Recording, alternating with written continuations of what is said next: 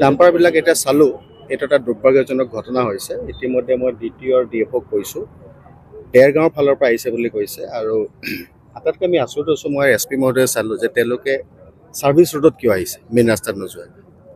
আজিৰ পৰা এইটো আমি তীব্ৰতৰ কৰিব লাগিব আৰু আমি কিছু নিৰ্দেশনা 2 দিনৰ ভিতৰতে ডাম্পাৰৰ ওপৰত দিম কমপ্লিটলি, তেওঁলোকে চলিব নোৱাৰাকৈ।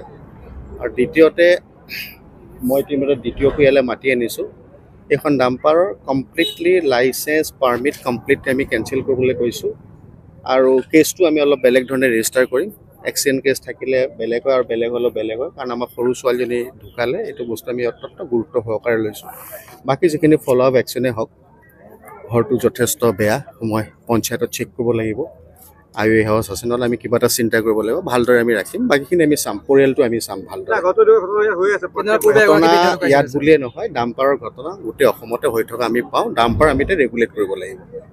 সদায় ডাম্পাৰখিনি হওক, এক্সিডেণ্ট ইজ অলৱেজ এক্সিডেণ্ট। গতিকে আমি গোটেইখিনি চাব লাগিব আৰু গোটেইখিনি উলিয়াই পেলাই আমি যাতে আৰু চাব লাগিব যাতে আমাৰ আৰু বাকী পথ দুৰ্ঘটনা নহওক। দুৰ্ভাগ্যজনক ঘটনা, মই নিজেও যথেষ্ট দুখ পাইছোঁ সৰু ছোৱালী ঢুকোৱাৰ কাৰণে।